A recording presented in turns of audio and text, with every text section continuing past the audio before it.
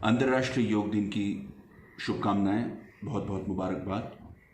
सुबह से कई पेशेंट्स के दोस्तों के फ़ोन कॉल मैसेजेस आए जिसमें कुछ सवालात योग से जुड़े हुए मुझसे किए गए थे। सभी सवालातों को इस वीडियो में कवर करना मुमकिन नहीं है, इसलिए जो मैंने जो क्वेश्चंस चुने हैं उनका मैं आज आपसे डिस्कस करूंगा। पहला सवाल था, क्या योग का उद्देश्य चिकित्सा है? मतलब जो हम योग थेरेपी कहते हैं, क्या ये ऑथेंटिक है? ये एक सवाल है। और दूसरा सवाल जिस पर मैं बहुत वक्त से बात करना चाह रहा था, क्या मुस्लिम समुदाय के लोग योग को फॉलो कर सकते हैं? इसके लिए हमें योग को असल में जानना होगा। जो योग आज हमें बताया जा रहा है अलग अलग ज़रियों से, सोशल मीडिया के ज़रिए से, वो योग असल योग नहीं है। अपनी बॉडी को किसी भी एंगल में मोड़कर नमस्कार करना इसको योग नहीं कहते, या 100-200 सांसें एक साथ में पेट को आगे पीछे करते हुए लेना, इसको भी योग नहीं कहते। ये योग का एक छोटा सा अंग है।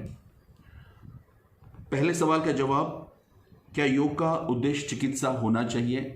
यकीनन मोक्ष प्राप्ति ये योग का उद्देश्य कई ग्रंथों में बताया गया है, लेकिन मैं योग के दो सबसे अहम किताबों का रेफरेंस मैं आपको देना चाहूँगा। सबसे पहली किताब है भगवद गीता।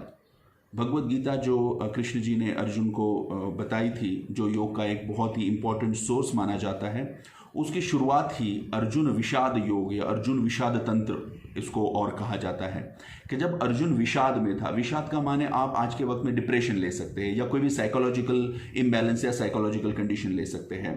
तो उस विषाद को दूर करने के लिए जो योग बताया गया उसे अर्जुन विषाद योग कहा जाता है, अर्जुन विषाद तंत्र कहा जाता है। इसका मतलब श्री कृष्ण जी ने खुद ही योग को बताया ही एक पर्टिकुलर डिसीज के इलाज के लिए या कॉम्बिनेशन ऑफ डिसीज के इलाज के लिए। सो बेशक योग को चिकित्सा के रूप में हम इस्तेमाल कर सकते हैं, ये ग्रंथ से साबित होता है। दूसरा, योग पे लिखा हुआ सबसे ऑथेंटिक ग्रंथ जिसे जो माना जाता है वो है पतंजल योग सूत्र।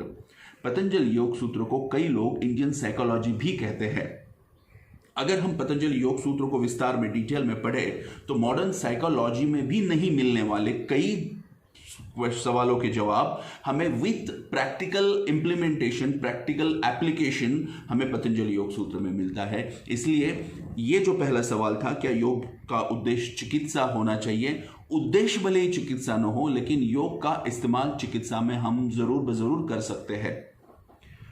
दूसरा सवाल, क्या मुस्लिम समुदाय के लोग योग को फॉलो कर सकते हैं? दोस्तों, मैं खुद बचपन से इस्लाम फॉलो करता आया हूँ और कई बड़े आलिमों से और बड़े बुजुर्गों से बात करने के बाद मैं इस नतीजे पर पर्सनली पहुंचा हूं कि योग इस्लाम का एक अभिन्न हिस्सा है। रादर योग का प्रैक्टिकल इम्प्लीमेंटेशन जितना बखूबी इस्लाम में बताया है उतना मुझे कहीं और नहीं मिलता। इसलिए योग को फॉलो करना हम लोगों के लिए गलत तो कतई नहीं, बल्कि हम लोगों के लिए बेहद ज़रूरी है।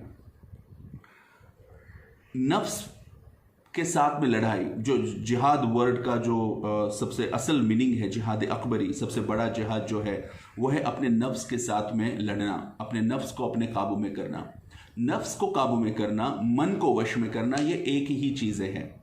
और अपने नफ्स को काबू में करने के लिए, कंट्रोल में करने के लिए पहले ज़माने में, आज से 50, 60, 70 साल पहले एक खानकाही तरतीब होती थी, खानकाही सिस्टम होती थी।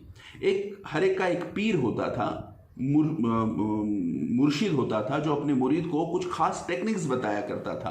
फिर वो जिक्र की टेक्निक हो सकती है या वो कुछ इबादत की कोई खास टेक्निक हो सकती है, और उस पर्टिकुलर पर्सन को वो टेक्निक फॉलो करके अपने खुदा, इन दोनों के बीच का जो क्या कहेंगे हम, एक मारिफत हासिल होती थी। वो अपने खुदा को जानते थे और यही असल इस्लाम था। किसी वजह से पिछले 70-80 सालों में वो खानकाही तरतीब खत्म होते जा रही है, वो उतनी आम नहीं है। एक्चुअली खानकाह में जो भी कराया जाता है वो योग है। दूसरा, इसमें जो मेरा पॉइंट है कि हम अक्सर कहते हैं कि अपनी नमाज की हालत ऐसी होनी चाहिए गोया हम खुदा को देख रहे हैं या खुदा हमें देख रहा है। इस कंडीशन को अगर हम प्रैक्टिकली लाना चाहते हैं तो इसके लिए सबसे पहले हमें ज़रूरी है कि हमारा अपना कंसंट्रेशन, अगर हमारा अपना कंसंट्रेशन अगर मजबूत नहीं है तो उस हालत को हम पा नहीं सकते। इसलिए जो दूसरा सवाल है, क्या मुस्लिम लोगों ने योग फॉलो करना चाहिए, तो मेरा जवाब है कि मस्ट है कि हम योग के टेक्निक्स को प्रॉपर तरीके से समझें, योग के टेक्निक्स को प्रॉपर तरीके से फॉलो करें, तो जो अल्टीमेट गोल है हमारा वो पाया जाएगा। अक्सर हम लोग कंफ्यूज होते हैं और सूर्य नमस्कार के दरमियान बोले जाने वाले मंत्र, इन्हें ही योग समझा जाता है। ये एक पर्टिकुलर ग्रुप का योग को फॉलो करने का अपना तरीका है।